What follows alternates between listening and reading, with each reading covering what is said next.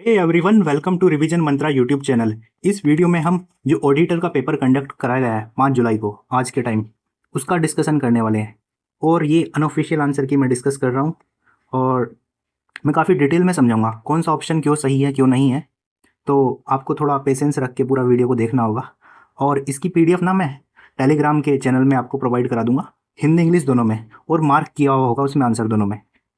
ठीक है, स्टार्ट करते हैं। और ये 72वीं बीपीएससी के लिए ना बहुत इंपॉर्टेंट होने वाला है, क्योंकि 72वीं बीपीएससी में एक तरीके से एक रोड मैप मिल गया है हमें कि किस एरिया पे फोकस किया है बीपीएससी ने, कहाँ से वो क्वेश्चन उठा रहे हैं।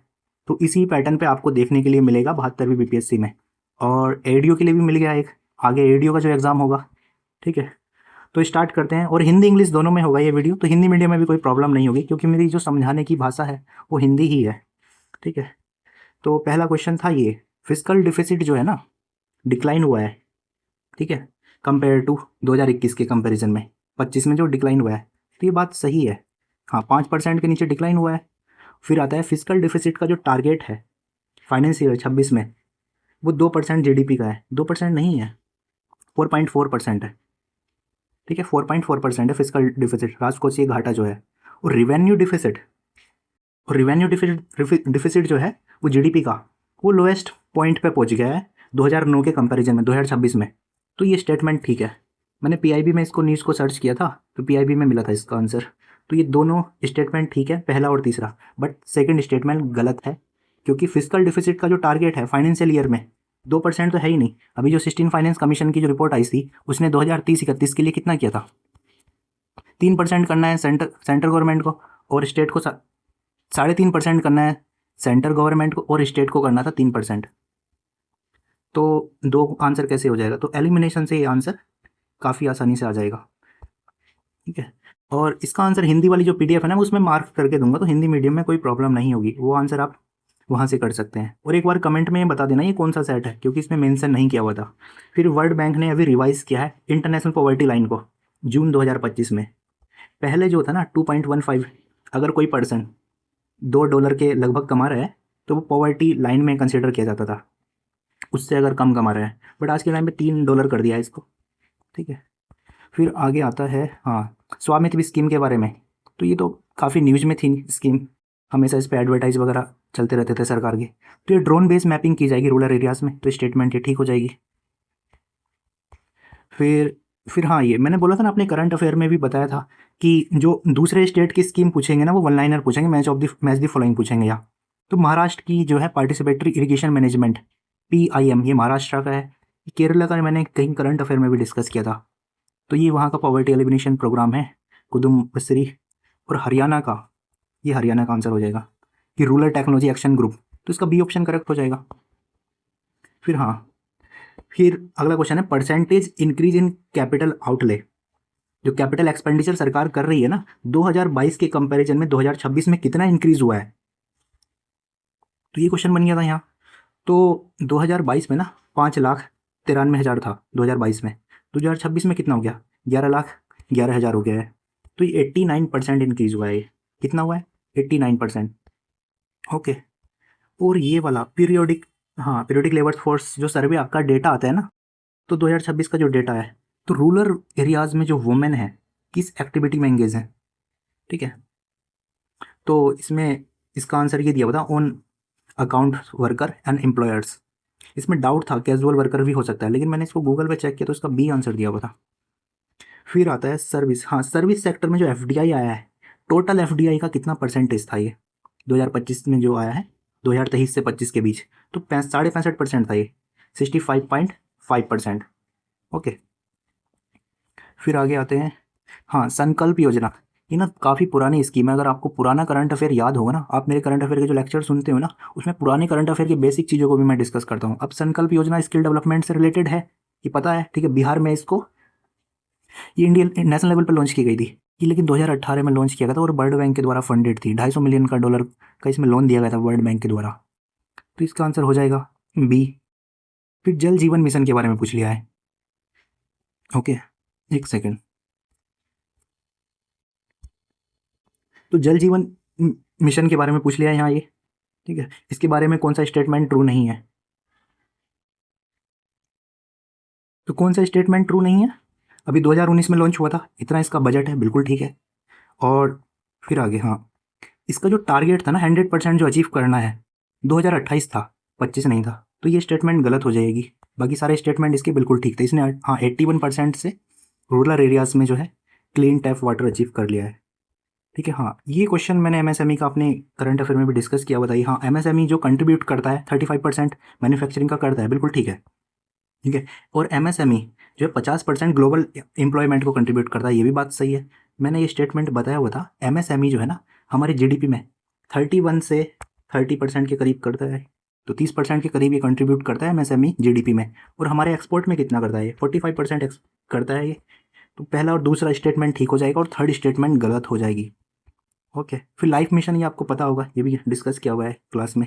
तो बिहेवियर्स, ये जो हमें अपना लाइफ स्टाइल अडोप्ट करना है ना, इन्वायरमेंट सस्टेनेबिलिटी से अलाइन करे, तो ये जो कॉप हुई थी ग्लासगो में, वहाँ इसको लॉन्च किया था इंडिया ने, मिशन लाइफ। फिर हाँ, ये ग्रॉस फिक्स कैपिटल फॉर्मेशन, मैंने एक करंट अफेयर का ना एक उसका बजट वगैरह का ना मैं एक्टिव रिकॉल वाला सेशन लेकर आया हूँ, उसमें भी मैंने इस टाइप के क्वेश्चन डिस्कस किए हुए हैं। तो gross fix capital formation in India कितना है? 30% है ये। ठीक है, physical deficit of Bihar, but इस बार प्रॉब्लम्स क्या हुई है ना, 2027 26-27 का बजट आ गया ना, बट इन्होंने पुराने वाले पूछे हैं डेटा। तो पुराने वाले डेटा का ट्रेंड्स आपको पता होना चाहिए, क्या ट्रेंड चल रहा है आज के टाइम पे, तो इसका हो जाएगा 2.98। ओके, और ये नंबर्स भी पूछ लेता है कभी कभी। और प्राइमरी सेकेंडरी सेक्टर का जो कंट्रीब्यूशन है बिहार में, वो 19, 21 एंड 58 हो जाएगा। ईजी क्वेश्चन है ये भी। हाँ, फिर जीआई टैग पे ये ईजी सा क्वेश्चन है ये भी, कि मिथिला मखाना ये ठीक है, ये फुलकरी एम्ब्रॉयडरी जो है ना ये, ठीक है, ये पंजाब हरियाणा वाले रीजन में की जाती है। ये बाकी स्टेटमेंट ठीक है, शाही लीची, कतरनी राइस, बिल्कुल स्टेटमेंट ठीक है ये। फिर आगे आते हैं, हाँ, यही सेम क्वेश्चन इन्होंने 71st के बीपीएससी में पूछा था। युवा फ्रेमवर्क है, स्टार्टअप पॉलिसी है, इसका कौन सा इसका पिलर नहीं है, कौन सा इसका एम नहीं है, तो पहला स्टेटमेंट इसका गलत हो जाएगा। यूनिवर्सल बेसिक इनकम नहीं दी जाएगी, बाकी सारे स्टेटमेंट पर फोकस किया जाएगा। और हाँ, transport storage and communication sector में बिहार की जो रैंक है, 3rd रैंक है। ठीक है, ग्रोथ रेट में। तो पहले नंबर पे कौन सा, किसने ग्रो किया है? यूपी ने किया है। सेकंड नंबर पे कर्नाटक ने ग्रोथ की है। ये जितने भी मैं आप क्वेश्चन बता रहा हूँ ना, ये कई बार क्रॉस चेक किया हुआ है, तो चांसेस है कम ही गलत होंगे।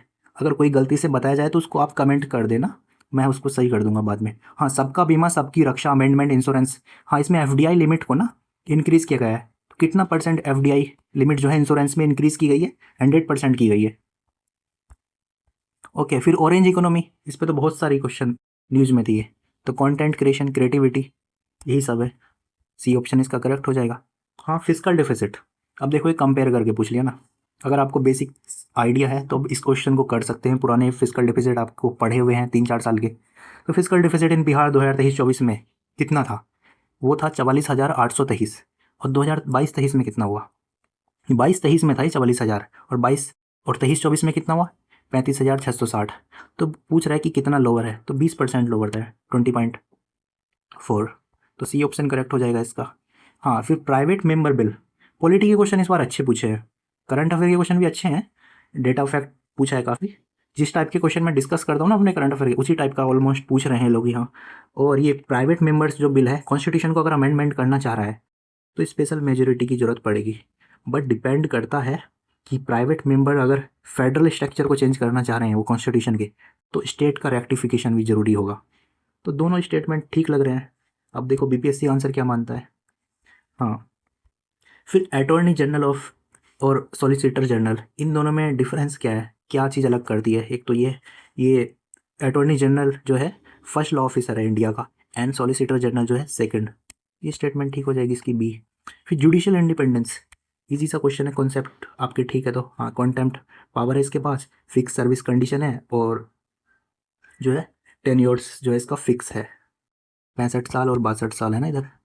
फिर हाँ, अगर प्रधानमंत्री की हमारे डेथ हो जाती है और रिज़ाइन कर देते हैं, तो फिर क्या उसका रिजल्ट्स क्या होगा? तो ए ऑप्शन हो जाएगा इसका।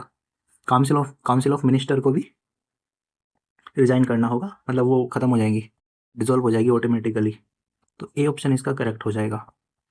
ओके, फिर anti defection law, anti defection law के बारे में आपको पता है कब आया था? ये 1985 में आया था, और 52 कॉन्स्टिट्यूशन अमेंडमेंट के थ्रू। तो ये क्या करेगा, पार्टी में डिसिप्लिन लाता है, और फ्रीक्वेंट जो फ्लोर क्रॉस किया जा रहा था, मतलब एक पार्टी से दूसरी पार्टी में शिफ्ट किया जा रहा था, तो उस पर रोक लगाता है ये। फिर राइट टू इन्फॉर्मेशन, आपको पता है ना, ओनली अगर जहाँ दिया हुआ था तो वहाँ थोड़ा सा आपको ध्यान देना होता है। वो स्टेटमेंट जनरली गलत होते हैं, बट ऑलवेज गलत भी नहीं होते हैं। तो अब ये क्या है, ट्रांसपेरेंसी, हाँ अकाउंटेबिलिटी प्रमोट करेगा बिल्कुल। और ये apply to central governance institution only, ऐसा थोड़ी है, स्टेट गवर्नमेंट में भी तो अप्लाई होगा, पीआरआई में भी अप्लाई होगा ये, ठीक है, पंचायत राज इंस्टीट्यूशन में भी अप्लाई हो जाएगा। हाँ, फिर system of check and balance. अब देखो, system of check and balance ये वाला ऑप्शन भी ठीक हो जाता है, बट सुप्रीम कोर्ट ना, अगर कोई पार्लियामेंट ने लॉ बनाया है, अगर वो वायलेट करेगा ना कॉन्स्टिट्यूशन का, तो सुप्रीम कोर्ट क्या है, उसको स्ट्राइक डाउन कर सकती है। तो system of check of balance जो है ना, ऑप्शन इसका सी हो जाएगा करेक्ट, ठीक है। Due process of law India ने कहाँ से लिया है, कहाँ से लिया है due process of law, article 21। ये इंडिया ने जो इन्फ्लुएंस किया है इंडिया को, तो ये हमारा है अमेरिका से, ठीक है। फिर इलेक्शन कमीशन के बारे में पूछ लिया इन्होंने, ये आर्टिकल मैं हमेशा बताता हूँ अपनी क्लास में भी, स्टेट इलेक्शन कमीशन के आर्टिकल जो है अच्छे से पढ़ने होते हैं, ठीक है। तो ये क्या करता है, जो इलेक्शन कराता है ना पंचायत और म्यूनसिपैलिटी के लेवल पे कंडक्ट कराएगा, तो डी ऑप्शन इसका करेक्ट हो जाएगा, ठीक है। फिर फाइनेंस कमीशन के बारे में पूछ लिया, क्यों पूछा है, क्योंकि 16 फाइनेंस कमीशन गठित किया गया था ना, और इसके चेयरमैन कौन है, अरविंद पनगड़िया। मेंस में भी पूछा था यहाँ से क्वेश्चन, तो 5 साल के लिए कॉन्स्टिट्यूट किया जाता है, बिल्कुल ठीक है, और डिस्ट्रीब्यूट करेगा फाइनेंस यूनियन और स्टेट के बीच, दोनों स्टेटमेंट इसमें बिल्कुल ठीक है, ठीक है। फिर अगला क्वेश्चन, हाँ, अभी रिसेंट में आपको ना पॉलिटी वाला जो करंट अफेयर है ना, उसको बड़ा अच्छे से पढ़ना होता है, बेसिक की चीज़ें आपको पता होनी चाहिए। अब देखो यहाँ नाम चेंज हुआ था अभी केरल का, केरलम हुआ था ना, तो हाँ ये सारी चीज़ अगर चेंज की जाएगी, बाउंड्री नेम वगैरह ये सब चीज़ चेंज किया जाएगा, तो क्या होगा, क्या स्टेटमेंट इसमें ठीक नहीं है, ठीक है। इसका ऑप्शन जैसे फोर्थ स्टेटमेंट इसमें ठीक नहीं है, कि पार्लियामेंट ने बाउंड नहीं है स्टेट लेजिस्लेचर का ओपिनियन एक्सेप्ट करने के लिए, तो फोर्थ स्टेटमेंट इसमें गलत हो जाएगी, ठीक है। पहला दूसरा तीसरा स्टेटमेंट बिल्कुल ठीक हो जाएगा। हाँ, जब प्रेसिडेंट जो है बिल को स्टेट के पास भी भेजता है उनका व्यू जानने के लिए, ठीक है, और बिना, हाँ, no bill can be introduce in parliament without recommendation of president, तो ये स्टेटमेंट भी बिल्कुल ठीक हो जाएगी। ओके, फिर कंट्रोलर ऑडिटर जनरल के बारे में क्या पूछा है यहाँ, हाँ, तो इसका आंसर हो जाएगा पहला और तीसरा, बी ऑप्शन इसका गलत हो जाएगा, ठीक है। एक मिनट, हाँ, appointed by president of India, बिल्कुल स्टेटमेंट ठीक है ये। और रिटायरमेंट ऑफ सीएजी जो है ना, can hold further office under government of India but non state legislature, तो स्टेटमेंट ये गलत है, ठीक है। और इसका जो प्रोसीजर है रिमूवल का, जैसे सुप्रीम कोर्ट के जज को रिमूव किया जाता है ना, सेम वही है इसका।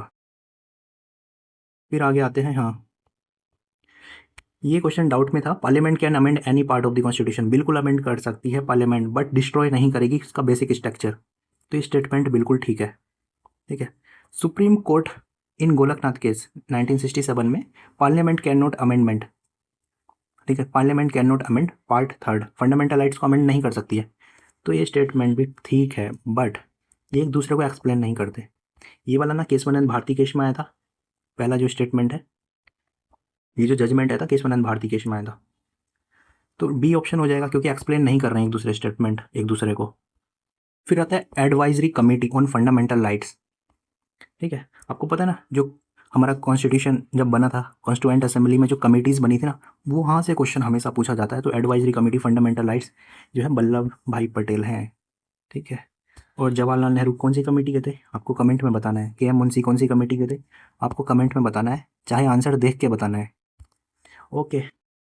आप लूसेंट या लक्ष्मीकांत में कहीं से भी देख सकते हैं आंसर। फिर फंडामेंटल ड्यूटीज़, कौन सी फंडामेंटल ड्यूटीज़ से हर बार क्वेश्चन बन रहा है, तो ये जो सारी हमारी फंडामेंटल ड्यूटीज़ है, हाँ, 6 से 14 साल के बच्चों को जो है एजुकेशन प्रोवाइड करनी है, वायलेंस नहीं करना चाहिए, साइंटिफिक टेम्पर डेवलप करना है, और फॉरेस्ट को प्रोटेक्ट करना है, तो ये हमारी सारी फंडामेंटल ड्यूटीज़ हैं, ओके।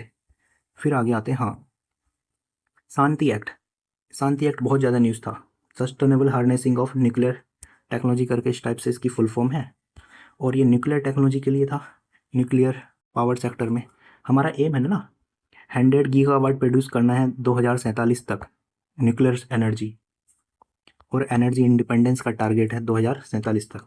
फिर विकसित भारत शिक्षा, ठीक है, ये वाला जो बिल आया है ये रिप्लेस करेगा कौन से हायर रेगुलेटर्स को रिप्लेस करेगा, एक तो यूजीसी को रिप्लेस कर देगा ये, ठीक है, पहला ऑप्शन इसका सही हो जाएगा, यूजीसी को रिप्लेस कर देगा। फिर all India council for technical education, इसको भी खत्म करेगा। फिर national council for teaching education, तो ये 3 बॉडी है, इसको खत्म करेगा, ये रिप्लेस करके न्यू बॉडी आएगी। फिर ये भी मैंने करंट अफेयर में पढ़ाया था, पीरियोडिक लेबर फोर्स सर्वे जो है ना, कौन रिलीज करता है? तो ये मोस्टली मिनिस्ट्री जो है, ministry of static program implementation, इसको रिलीज करता है। तो ये करंट अफेयर में पढ़ाया हुआ था ये भी। और आज के टाइम पे फीमेल लेबर्स फॉर पार्टिसिपेशन कितना है? 34 के नियर है ना इसके अकॉर्डिंग।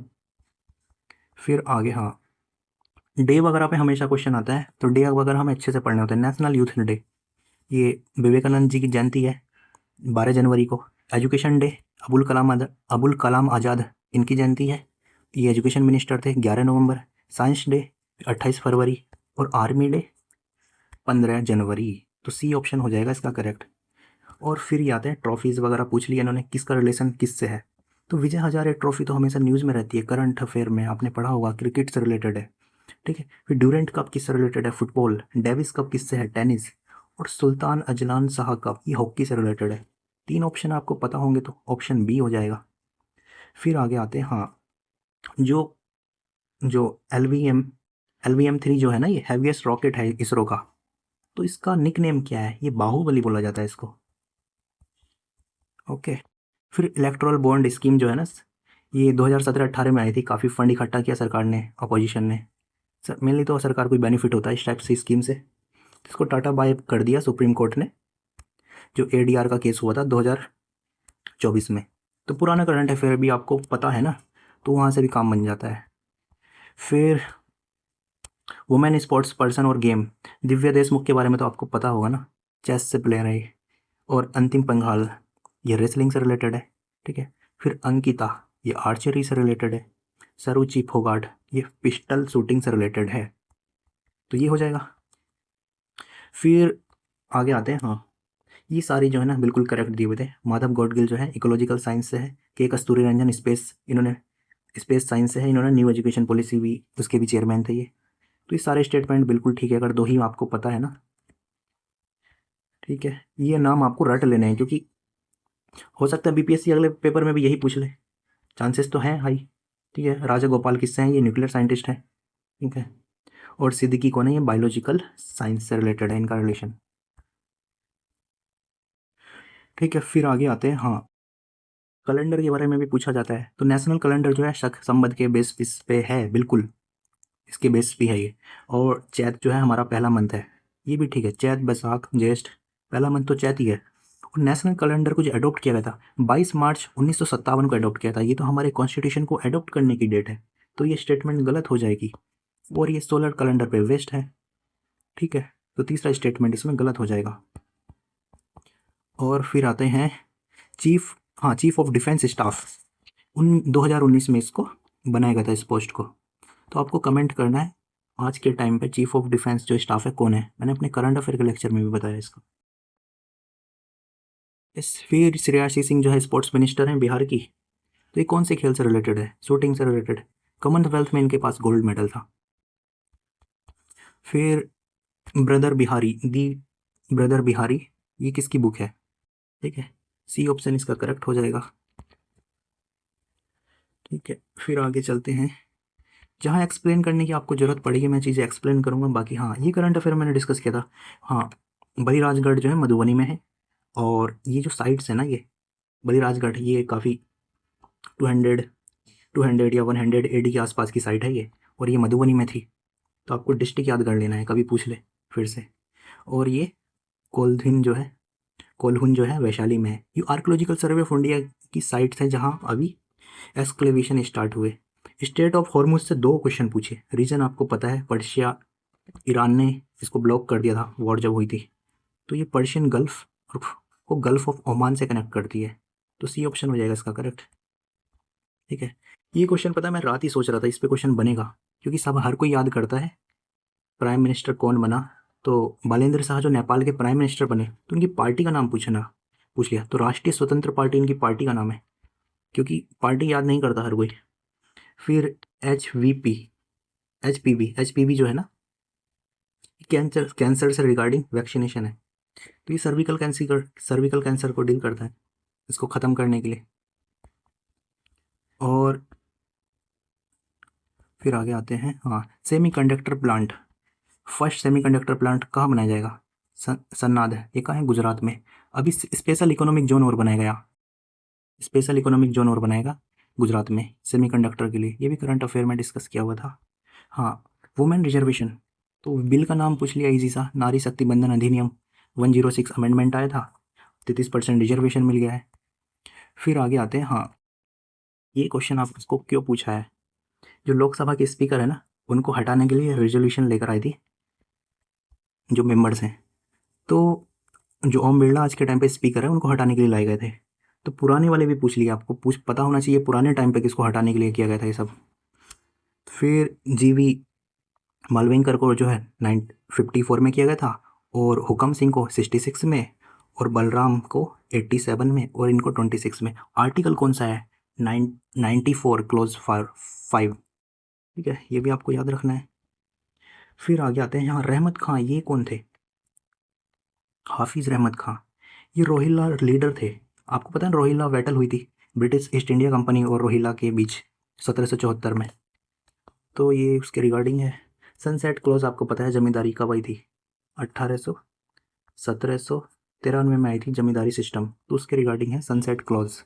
अगर जो ब्रिटिशर को जो है रेवेन्यू कलेक्ट करके नहीं देंगे ना टाइम पे, तो फिर जमींदारी जो है और किसी को दे दी जाएगी। War, more war and further war, किसकी पॉलिसी होगी है? तो वेलेस्ली सब्सिडरी अलाइंसेस लेकर आए थे ना इन्होंने, काफ़ी सारे स्टेट को सब्सिडरी अलाइंसेस साइन की थी। फिर यूनाइटेड पैट्रियोटिक एसोसिएशन 1888 में, सर सैयद अहमद खां। ये क्वेश्चन बार बार बनता है, तभी तो बोलता हूँ मैं हिस्ट्री का तो PYQ आपको रट जाना है पूरा। फिर बंगाल रेगुलेशन 1795 वाला जो है ना, ये 21 एक्ट है, ये तो इन्फेंटिसाइड से डील करता है।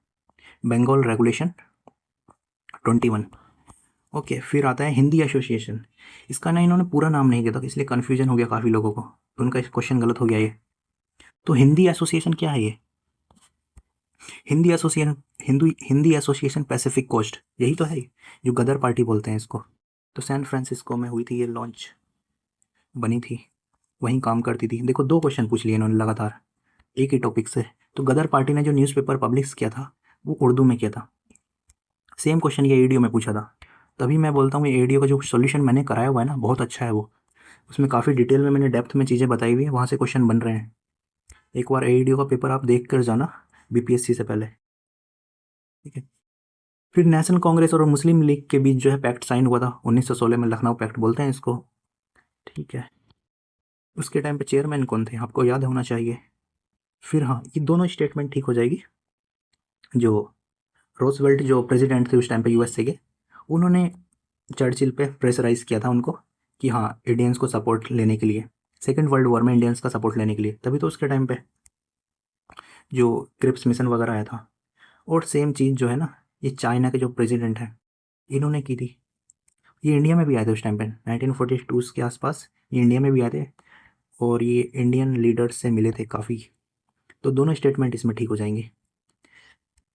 फिर वुमेन रिवोल्यूशनरी कौन है? इन्होंने रेड की थी रेलवे इंस्टीट्यूशन ऑफ चटगांव, तो 1932 में की थी इन्होंने, प्रीति लता वाडेकर, इनके ऊपर मूवी भी बनी हुई है, ठीक है। फिर आगे आते हैं, हाँ, स्वदेश सेवक ग्रह, ये वैनकावर में हुआ था। स्वदेश सेवक ग्रह वैनकावर में 1907 में। किसने बनाया था ये? GD कुमार ने। किसने बनाया था? GD कुमार ने। और एक चीज़ और स्वदेश सेवक करके एक मैगजीन और रिलीज़ की थी, वो गुरुमुखी उसकी स्क्रिप्ट हुआ करती थी, ठीक है।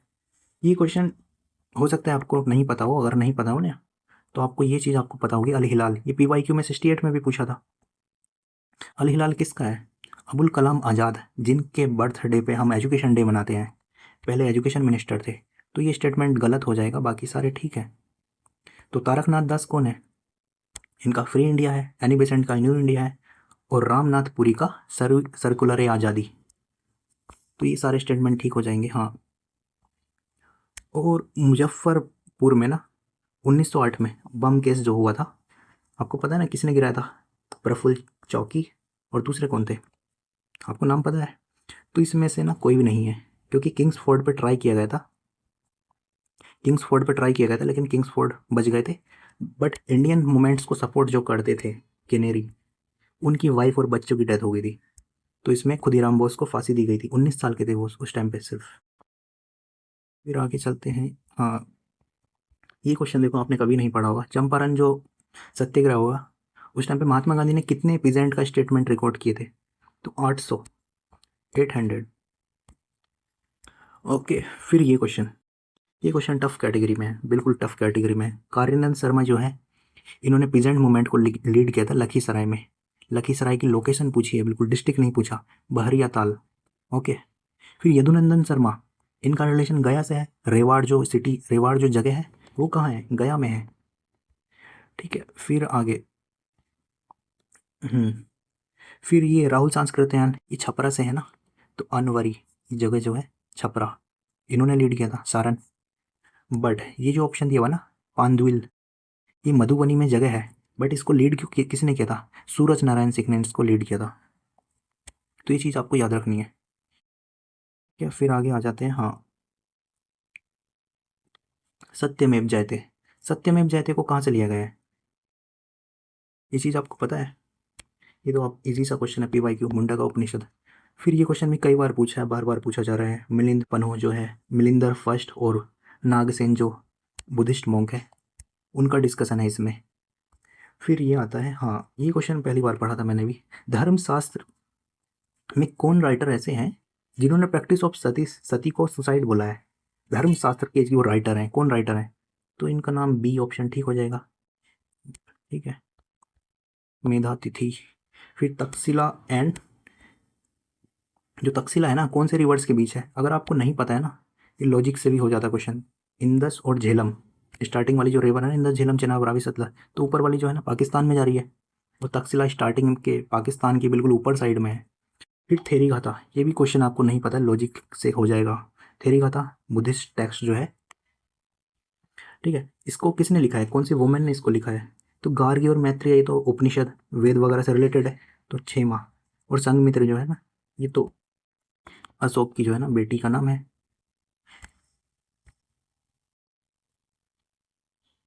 हाँ, फिर ये अमीर खुसरो के बारे में, अमीर खुसरो के बारे में काफ़ी अच्छे से पता होना चाहिए। 7 से 8 रूलर इनके टाइम पे रूल किए हैं, तो 1253 से 1325 के बीच। तो आपको पता है अलाउद्दीन खिलजी है, मोहम्मद बिन तुगलक भी थे इसके टाइम पे, जलाउद्दीन खिलजी भी थे, बट सम इल्तुतमिश इनके टाइम पे नहीं थे। ठीक है, इल्तुतमिश इनके टाइम पे नहीं थे। फिर आगे आते हैं। हाँ, अबुल फजल, ये क्वेश्चन भी मैं पहली बार पढ़ा हूँ, ये क्वेश्चन में नहीं पूछा जाता है। तो सूफी संत जो है किसके बेटे थे अबुल फजल? शेख मुबारक, शेख मुबारक इनके बेटे थे। फिर सुल्तान जैनुल अब्दीन, ये तो कश्मीर के, इनको कश्मीर का अकबर बोला जाता है इनको, इन्होंने जजिया वगैरह टैक्स को एबोलिश किया था। फिर तानसेन जो है अकबर के कोर्ट में म्यूजिशियन। ठीक है, इनका ओरिजिनल नाम क्या था? रामातनु पांडे। ठीक है, फोर नोबल ट्रूथ जो है जैन, ये बुद्धिज्म से रिलेटेड है। हिस्ट्री के क्वेश्चन मॉडरेट लेवल के हैं, नहीं बोलेंगे टफ है।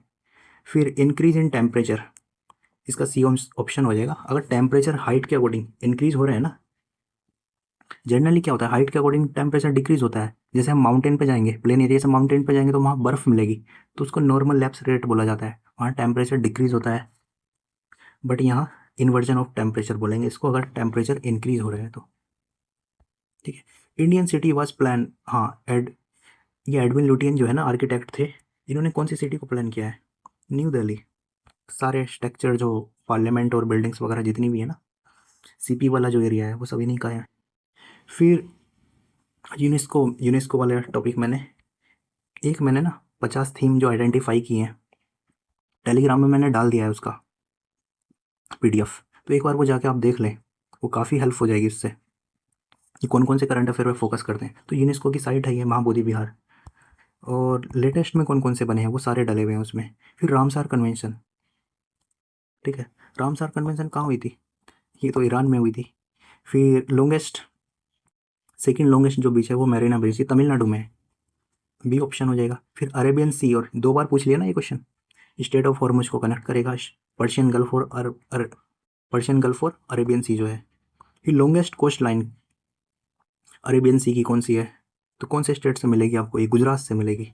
और 1198 अभी आज के टाइम पे कितना हो गया है? 1198, 11,098। हमारा कोस्ट बॉर्डर हो गया, कोस्ट लाइन। फिर ये क्वेश्चन, हाँ, सेंट एंड्रूज फॉल्ट, इसका सी ऑप्शन हो जाएगा, Pacific ocean and north American plate के बीच मिलेगा ये। फिर largest natural lake Himachal Pradesh की, ये क्वेश्चन भी पूछा हुआ है, रेणुका लेक है, ठीक है। फिर इसका FSSI हो जाएगा आंसर कि लाइसेंस कंप्लायंस रिफॉर्म के रिगार्डिंग इन्होंने रिफॉर्म वगैरह किए हैं कुछ। हाँ, मिनिस्ट्री ऑफ आयुष, ये क्वेश्चन ट्रिकी था। मिनिस्ट्री ऑफ आयुष ने advance Y break course launch किया है योगा महोत्सव के टाइम पे। तो ये कौन से प्लेटफॉर्म पे अवेलेबल होगा? अधिकांश तो हम सोचेंगे यही तो होंगे, हेल्थ वाले, बट कर्मयोगी भारत प्लेटफॉर्म, आपको पता है ना, मिशन कर्मयोगी आई गोट प्रोग्राम जो है सिविल सर्विस की ट्रेनिंग के लिए है ये। फिर आगे आते हैं, हाँ, national council for cement and building materials, इसने पार्टनरशिप किसके साथ करी है? ये ट्रैक जीरो टेक्नोलॉजी, इसका बी ऑप्शन हो जाएगा करेक्ट। फिर इसरो ने एक प्रोग्राम अभी टेस्ट किया है, मिशन इसका हायर थ्रस्ट C2 CE-20 जो है क्रायोजेनिक इंजन। तो ये कहाँ है सेंटर इसका? तमिलनाडु में है ये, इसरो प्रोपल्शन कॉम्प्लेक्स महेंद्रगिरी, ठीक है। फिर इंडियन रेलवे ने अभी कमीशन किया है कवच, तो ये अहमदाबाद में हुआ है, तो कवच 4.0 है इसका आंसर। फिर वंदे भारत ट्रेन कितनी ऑपरेशनलाइज हो जाएगी दिसंबर 2025 तक? 104 ये हो चुकी हैं 2025 दिसंबर तक 164। फिर ये क्वेश्चन हो जाएगा, ये अभी पायलट प्रोजेक्ट स्टार्ट हुए थे लैंड रिकॉर्ड्स को मॉडर्नाइज करने के लिए है ये, तो चंडीगढ़ और तमिलनाडु में हुआ है, ठीक है। तो वर्ल्ड का most heavily used inland waterway कहाँ का है? तो पता है ना, यूरोप के जो इनलैंड वाटरवे काफ़ी डेवलप है, ये राइन वाटरवे है, जर्मनी और फ्रांस वगैरह इन कंट्रीज़ में है ये, ठीक है। फिर बिजिएस्ट सी रूट कौन सा है? Busiest north Atlantic sea route, ये पता है, जैसे इधर US हो गया, इधर यूरोप हो गया, तो इन दोनों के बीच ना काफ़ी ट्रेड होता है। तो फिर UNEP का पूछ लिया है, इसकी इंडेक्स, ये भी क्वेश्चन पहले कभी नहीं पूछा है, तो सेमी एरिड रीजन का इंडेक्स में क्या हो जाएगा? तो 20 से 0.50 के बीच। हाइपर एरिड हो जाएगा 0.5, एरिड हो जाएगा, सेमी एरिड हो जाएगा, सेमी ह्यूमिड हो जाएगा। ये कुछ चीज़ें मैंने गूगल से लिख दी हैं। और ये कावेरी रिवर डेल्टा पे अभी प्रोग्राम लॉन्च हुआ है, conservation program smooth coated water के लिए, तमिलनाडु ने लॉन्च किया है ये। फिर कौन सा इसमें फ्लूइड है? तो कौन सा इसमें फ्लूइड हो जाएगा? ये air and any liquid fluids हो जाएंगे इसमें। फिर आगे आता है, हाँ, दोनों स्टेटमेंट इसके सही हैं बट एक्सप्लेन नहीं करते एक दूसरे को। तो कोल बर्निंग से क्या होगा? हाँ, पोल्यूशन तो होगा, पेट्रोलियम कोल और बर्न करेंगे तो, बट कोल और petroleum non renewable sources of energy, बिल्कुल स्टेटमेंट ठीक है दोनों। फिर मेकिंग ट्रांजिस्टर से क्या है? सिलिकॉन और जर्मेनियम का यूज़ किया जाता है, PYQ में भी क्वेश्चन कई बार पूछा है। फिर आता है सॉलिड जो बॉडीज़ हैं, इसको अरेंज करना है हैवियर टू लाइटर, तो इसका आंसर क्या हो जाएगा? इसका आंसर D हो जाएगा। तो पता है ना, सबसे ज़्यादा ज़्यादा मास किसका होगा? अर्थ का होगा, ठीक है। फिर किसका हो जाएगा? जो वेस्ट है, solid material on earth, second number पे ये हो जाएगा। फिर आर्टिफिशियल सैटेलाइट्स हो जाएंगे, फिर एटम ऑफ मास हो जाएगा, तो D ऑप्शन इसका करेक्ट हो जाएगा।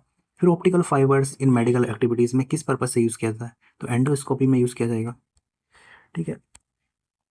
फिर से ये फिजिक्स का क्वेश्चन पूछ लिया ये, तो इसमें C ऑप्शन हो जाएगा। मिलीमीटर में क्या होता है, माइक्रोन में क्या होता है? मिलीमीटर में 3 होगा, माइक्रो में 6 होगा, पिकोमीटर में 12 हो जाएगा, नैनोमीटर में 9 हो जाएगा। सडन फॉल बैरोमीटर, ये PYQ का क्वेश्चन है, काफ़ी बार पूछा जाता है। तो एस्ट्रोमी वेदर होगा जब बैरोमीटर जब फॉल करेगा। फिर ये शेप आपको देख के ही पता चल जाएगा किसकी शेप कैसी हो जाती है, तो इसका आंसर C हो जाएगा। फिर solid spheres of copper and heated and change will observe in, radius उसकी चेंज हो जाएगी, सरफेस एरिया भी चेंज हो जाएगा अगर हम कॉपर को हीट करेंगे, तो दोनों स्टेटमेंट ठीक हो जाएंगे, D ऑप्शन करेक्ट हो जाएगा। फिर ये 110 का ऑप्शन हो जाएगा A करेक्ट, एक दूसरे को एक्सप्लेन भी करते हैं और क्वेश्चन बिल्कुल ठीक है, दोनों स्टेटमेंट ठीक है। फिर आगे इसका B ऑप्शन हो जाएगा करेक्ट, 111 का। फिर ये टेस्ट जो है अमीनो एसिड से रिलेटेड है, किसको आइडेंटिफाई के लिए यूज़ किया जाएगा? Amino acid. फिर आइडेंटिकल बॉन्ड ऑर्डर किसका हो जाएगा? इसका हो जाएगा CH CN और NO का हो जाएगा, इसके बॉन्ड ऑर्डर 3 होते हैं, दोनों के बराबर होते हैं। फिर पैरामैग्नेटिज्म, ये भी PYQ में पूछा हुआ है, तो इसका O2 हो जाएगा आंसर। फिर कार्बोक्सी पेप्टाइड्स जो एंजाइम है, इसमें कौन सा मेटल मिलेगा, इसमें जिंक मिलेगा, Zn हो जाएगा इसका आंसर। ये क्वेश्चन भी टफ है, इसका A ऑप्शन हो जाएगा। साइंस के क्वेश्चन अच्छे पूछे हैं, लेकिन कुछ PYQ पे आधारित हैं, तो क्वेश्चन बन जा रहे हैं। इसमें कौन सा और नहीं है एल्यूमिनियम का, ये तो 70th में भी पूछा था। तो गेलिना जो है लेड का होता है, बाकी सारे एल्यूमिनियम के हैं, गेलिना जो है लेड का है। फिर इसका A ऑप्शन हो जाएगा। ठीक है, आप देख लेंगे वीडियो रोक के इसका। pH जो है 5 है, किसकी होगी, एसिडिक हो जाएगा वो, तो 119 का हो जाएगा C। फिर 120 का हो जाएगा A ऑप्शन। ओके, फिर बेसिक एमिनो एसिड्स क्या होते हैं, इसका A ऑप्शन हो जाएगा लाइसाइन। फिर साइटोकाइनेंस क्या होते हैं, पेप्टाइड्स होते हैं ये, साइटोकाइनेंस क्या होते हैं, पेप्टाइड्स। फिर increase in calcium ion concentration in blood vessels क्या होगा, तो ये हो जाएगा, ठीक है, B ऑप्शन। फिर 124 का D ऑप्शन हो जाएगा करेक्ट। ओके, फिर oxygen involve during the photosynthesis, इसका B ऑप्शन करेक्ट हो जाएगा। जल्दी से जल्दी हम मैच कर लेंगे सारे ऑप्शन और अपना स्कोर बताएंगे कितना आपका बन रहा है। हीट कॉन्टेंट इन सिस्टम का C ऑप्शन हो जाएगा एंथ्रेपली। एंड प्लाज्मा, प्लाज्मा वाले का इसका क्या होता है, फिब्रोइन, जो कोटिंग में हेल्प करता है। एंड फिर 128 का आंसर हो जाएगा B, ठीक है, और इसका आंसर हो जाएगा B 129 का, सबका B ही सही हो रहा है यहाँ। ठीक है, एक बार इसका एक्सप्लेनेशन आप गूगल पे चेक कर लेंगे, क्योंकि मेरी फिजिक्स इतनी अच्छी नहीं है, फिजिक्स केमिस्ट्री, और बाकी मैथ के आंसर आप देख सकते हैं। ये PDF मैं आपको शेयर कर दूंगा ग्रुप में, चैनल पे, तो वहाँ से आप इसका रिवीजन कर सकते हैं अगर आप 72 BPSC का एग्ज़ाम देने वाले हैं। ठीक है, और आप अपना स्कोर जरूर बताना, आपका स्कोर कितना बन रहा है अगर आपने एग्ज़ाम दिया है इस बार। ओके, अगर फिर इसका डिटेल सॉल्यूशन चाहिए, बहुत ज़्यादा डिटेल में चीज़ों को एक्सप्लेन करना है, वो भी आप कमेंट करके बताना, हो सकेगा तो मैं उसका डिटेल सॉल्यूशन लेकर। ठीक है, साइंस का वीडियो आप और किसी यूट्यूब से चैनल से कर सकते हैं, क्योंकि साइंस का सॉल्यूशन मैं इतना अच्छे से एक्सप्लेन नहीं कर पाऊंगा, साइंस मेरा इतना स्ट्रॉन्ग नहीं है। बाकी portion history, geography, polity, current affair, ये वाला जो पोर्शन है मैं अच्छे से चीज़ों को एक्सप्लेन कर पाऊंगा। ओके, मिलते हैं नेक्स्ट वीडियो में, और चैनल को सब्सक्राइब करना ना भूले। Thanks for watching this video, क्योंकि व्यूज़ तो काफ़ी अच्छे आ रहे हैं बट सब्सक्राइबर नहीं आ रहे हैं अभी। ओके, मिलते हैं नेक्स्ट वीडियो में। Thanks for watching this video, और अपने दोस्तों को शेयर ज़रूर करना, क्योंकि 72 में बहुत ज़्यादा हेल्प होगी इस लेक्चर से।